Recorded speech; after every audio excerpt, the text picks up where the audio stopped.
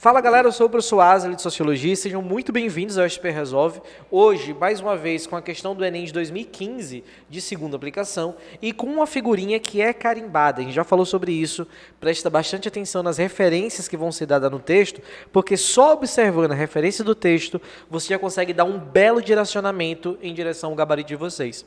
Fica bastante atento em relação a isso. E por que eu estou dizendo isso? Porque hoje aparece na nossa questão um geógrafo brasileiro e baiano chamado Milton Santos. Xodozinho de Gil. Gil adora ele. O Milton Santos é um dos mais importantes geógrafos brasileiros, intelectuais brasileiros, e que tem uma linguagem sobre desigualdade social, transformação da relação de trabalho, muito, mas muito importante. Presta bastante atenção. E aí, logo de cara, eles trazem um livro muito famoso do Milton Santos, que é Por uma Outra Globalização.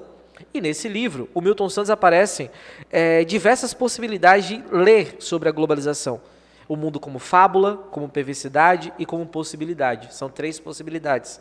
O mundo como fábula é o mundo como ele gostaria que você acreditasse que ele é. E aí, como vocês normalmente se vende a propaganda da globalização, né? Fronteiras diminuindo, maior conectividade entre as pessoas e tudo mais.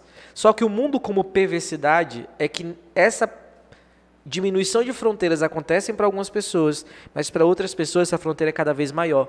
Isso já foi, inclusive, questões de vestibulares. Fica bastante atento a isso. Principalmente para aquelas pessoas que não podem pagar por essas transformações.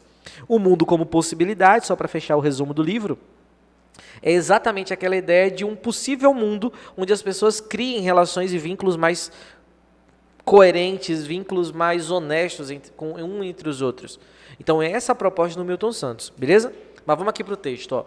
Falava-se antes de autonomia da produção para significar que uma empresa, ao assegurar a produção, buscava também manipular a opinião pela via da publicidade. Nesse caso, o fato gerador do consumo seria a produção. Mas, atualmente, aí no caso com a globalização, as empresas hegemônicas produzem o consumidor antes mesmo de produzirem os produtos. Um dado, veja, presta atenção nisso, ó. Hoje em dia, o consumidor ele é feito antes mesmo do produto em si. Um dado essencial do entendimento do consumo é que a produção do consumidor hoje precede a produção dos bens e dos serviços. Texto tranquilo? Vamos para o comando, ó.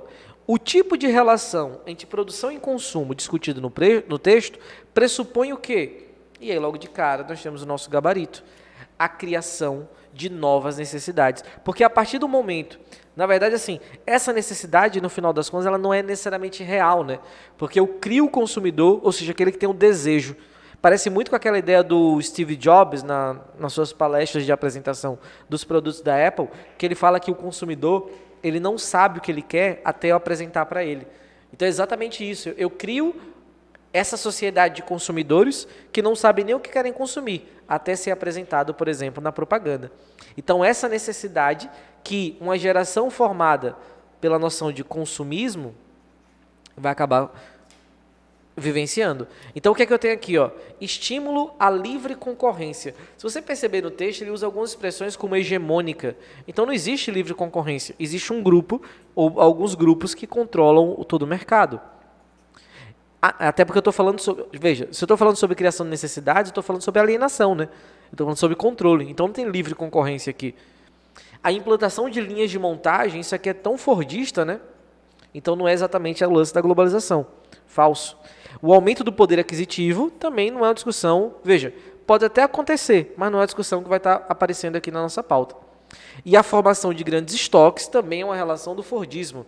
A globalização vai estar muito mais próximo do toyotismo ou mesmo do volvismo, ou seja, nada de grandes estoques e nada desse trabalho e dessa produção em massa.